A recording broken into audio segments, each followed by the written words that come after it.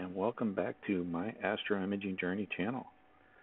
Today we're going to go over how I determined the step size in the SGP autofocus settings.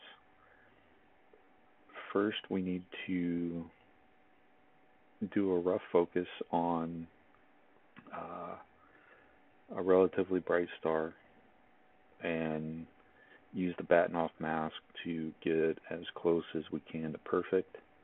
It doesn't have to be perfect, but we need to get it as close as we can. But before we do that, we need to set our motorized focuser to a mid-range. So in that regards, my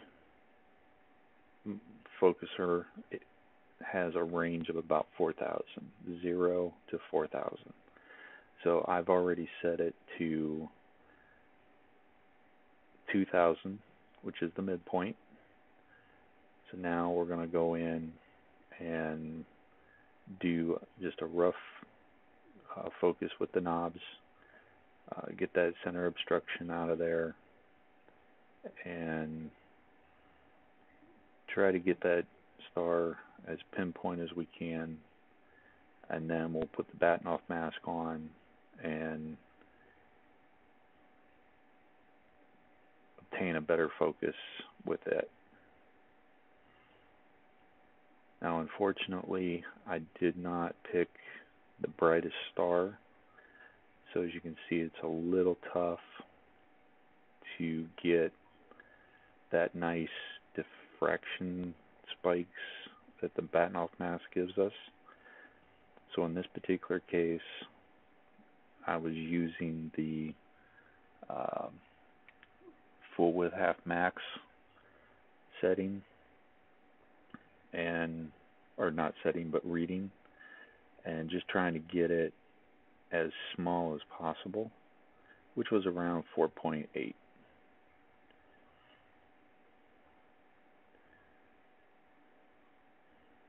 And as you can see, we can kind of see the diffraction pattern, but unfortunately, I just think this star wasn't bright enough. I thought I was on Capella, but I don't think I was.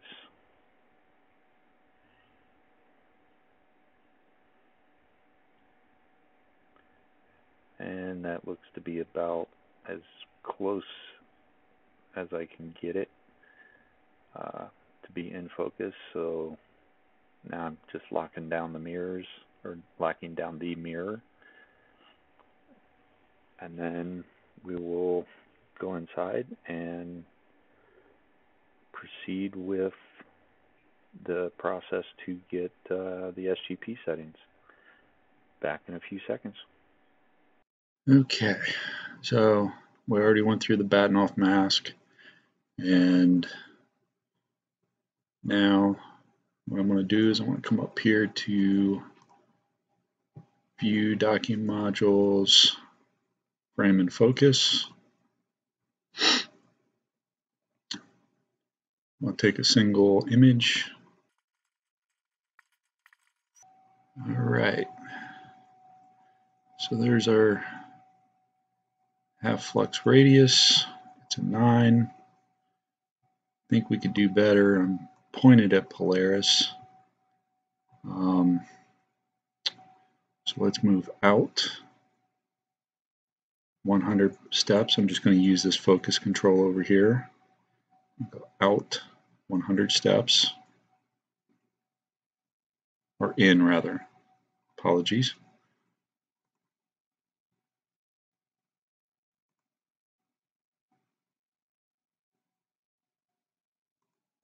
And we're going to take another shot, and it got a little better. So let's go in a little bit more.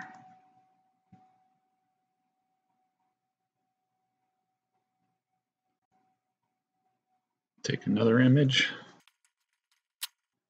Okay, so now we know that 8. So if we go back out 100 to 1900. I started at 2000, and this one gave me the best so far at 1900.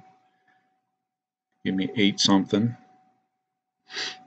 So let's take another one. And 941. Alright, so let me move out. So what I'm going to do here is, I know that somewhere between 1900 and 2000 is going to be my center.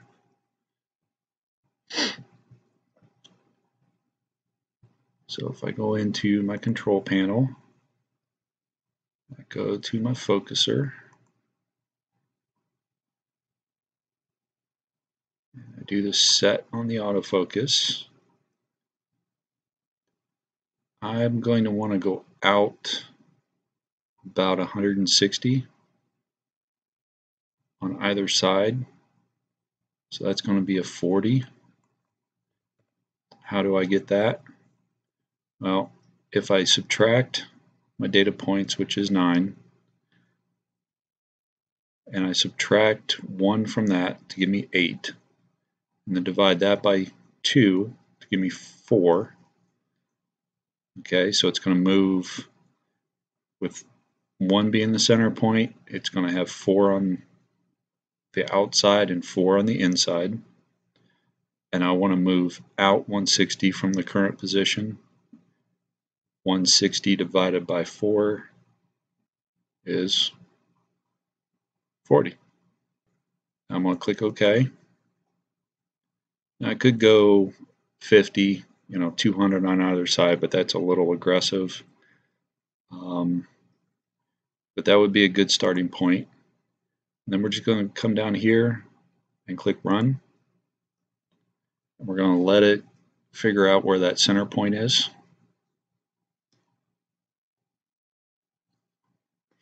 Or the autofocus point, that is. And as you can see, 1900 is right there in the middle. That was our start point. And we've got 1, 2, 3, 4 on this side, and we'll have 4 on that side. So we're going from 1740 to 2060. Now we want a V-ish shape. Doesn't have to be a perfect V. You're going to see the bottom 3 points are probably going to be a little flat. I would have liked to have seen this one down just a hair more. That's okay. But it'll look kind of like a V or a misshapen U.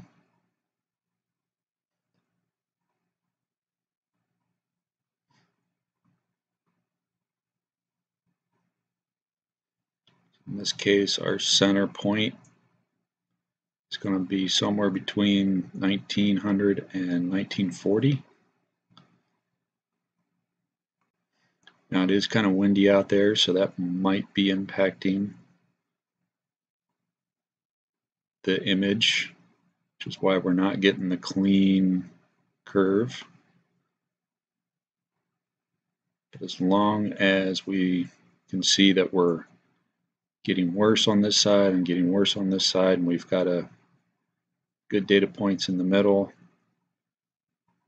it does a pretty good job of averaging that out. So now it's going to take a final exposure and move to 1920.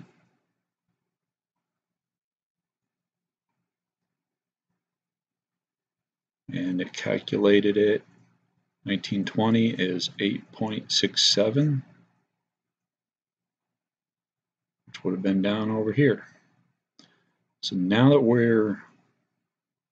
we've got a good start point for our autofocus routine. Okay, now that was just a quick thing. That was getting the Bahtinov mask out there, getting a rough focus with the with the Bahtinov mask, coming in here, verifying that we were close to our best by just taking a single image, seeing what our HFR up here was, move it out or move it in, see if it improves. Whatever we are at as far as our best value, we stop there, or we move back to that. And then we move either side. So, I'm not too sure if the focal length would impact it that much, but I know that with my rig, 160 on either side is a good start point to figure that out, to figure out where that center is going to be once I have a good start point. That's 160 steps on either side. So now we're going to close this, and now we're just going to step out. We know that 1920 is our start point. So let's open up a notepad. So our start point is 1920. Okay. Now we're going to move out 100. And we want to go to, if we can get 16 or 17, that would be great, but I'm willing to bet that 14, 15 is going to be our maximum. So now we're out 100. So let's take an image.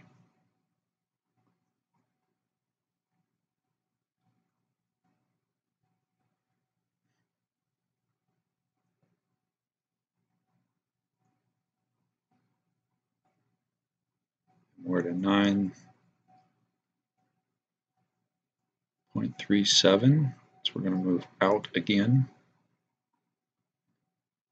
And we're done. So let's take another image.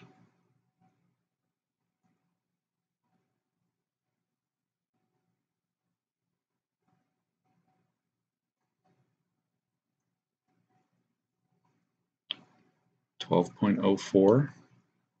So that was 200 out.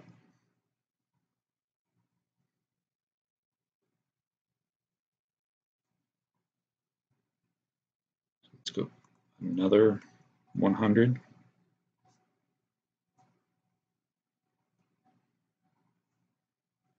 Take another image.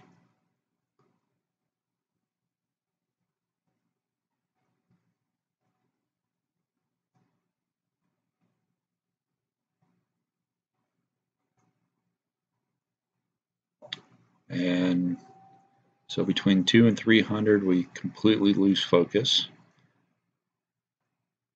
So let's move in 50. So we're going to want to go to 2170. So there's 10, 20, 30, 40, and 50. 2170. Let's take an image.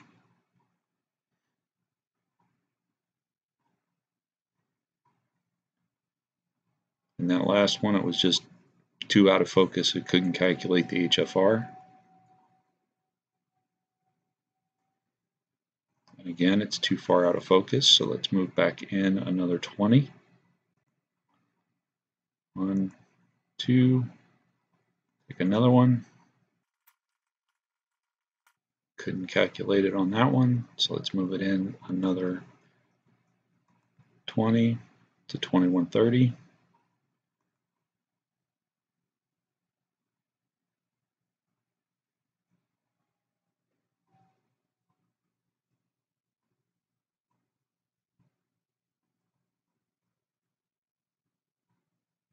And there we go. So 2130 is going to be our outer limit.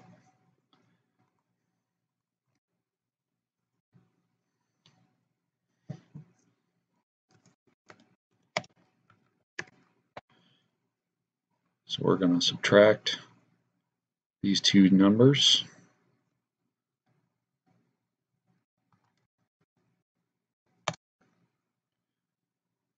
and we get a value of 210.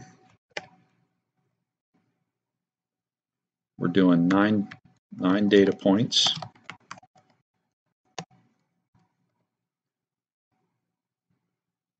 So we're going to want to do 9 minus 1 divided by 2. Just like we did before, right? And that's going to equal 4.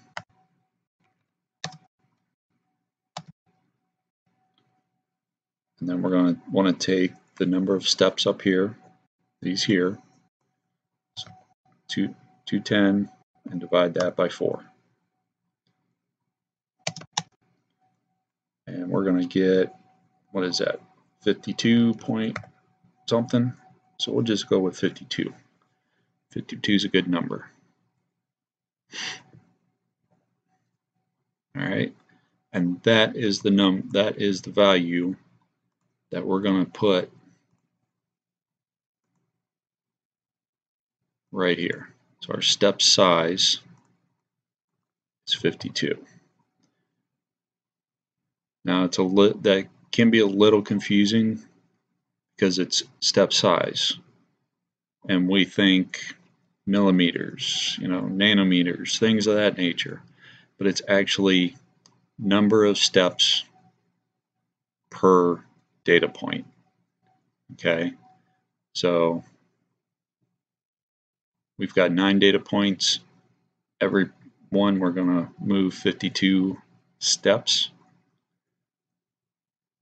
and recheck our focus. So we're going to click OK.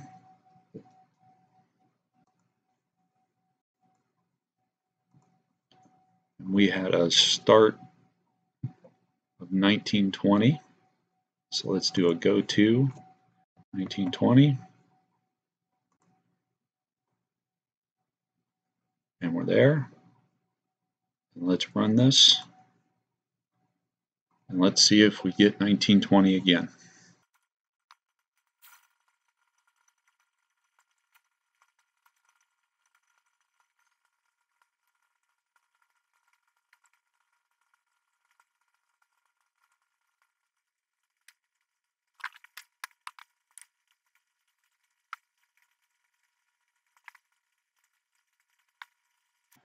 Okay, so it calculated 1983 was our better this time. This was an outlier. At these longer focal lengths, when you get to these edges, sometimes it'll even read a 0 and it can really throw things off. So for the shorter focal lengths on like the refractors and stuff, this procedure works very well because the HFRs are much lower. They're down in the 2s, 3s, sometimes 1s that I've seen out there. With these longer focal lengths, it's just a little harder to dial that in. So that's why when we calculated that to be, let's go back up here, 52, I like to lessen that just a little bit. And I'm going to go with 45. Okay.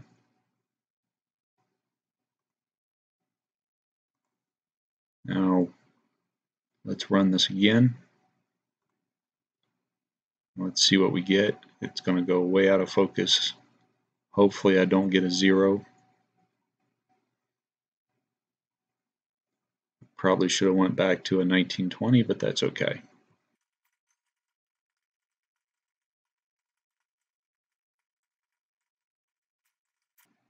See that first one is what I feared.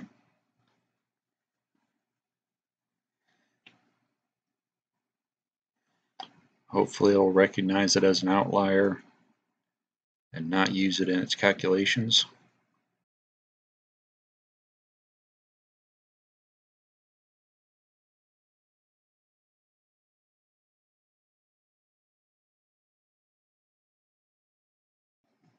Alright, well, found that 1938 was the lowest. It moved it to there. That's going to be a good start point for tonight. I'm pointed at Polaris. It's not the best star field to use. I really should have pointed at something a little more dense for this. But I'll show you here. I'm going to start running my sequence, but I'll show you when it slews over to one of the globular clusters that I'm going to be imaging later, or maybe even one of the galaxies. Well, at least I'm hoping to, anyways. We'll re-record and hopefully we'll get a better curve. Polaris is just, the North Celestial Pole is just a bad star field to try to demonstrate this on, but I wanted to leave it in the park position before I started the imaging session. So once I get a good one in there, I will we'll bring that back up here and we'll see where we go. All right, let's see if this thing has a better star field. It's around a nebula.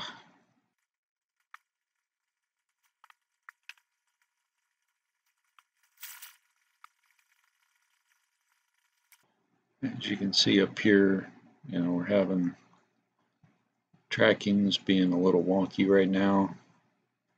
Like I said earlier, it's a little windy out there, so that might be contributing.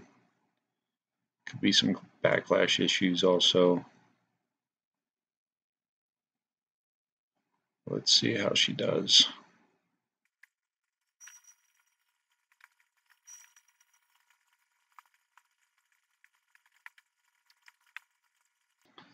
It looks like 1938 is where it wants to be. 995. So, yep. Did pretty well.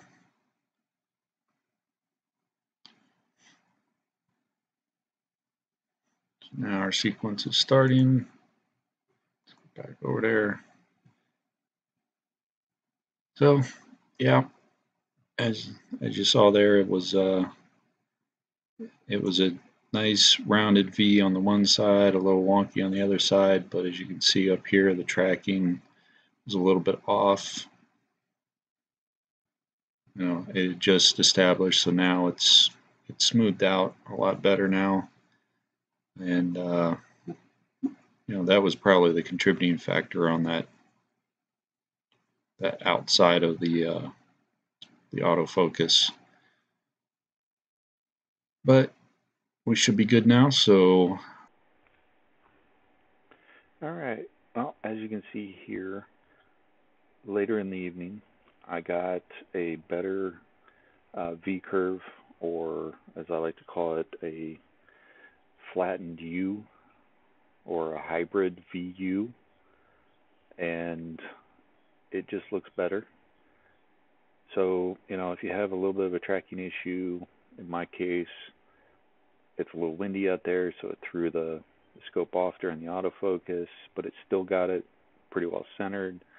And it was good enough to get some imaging done.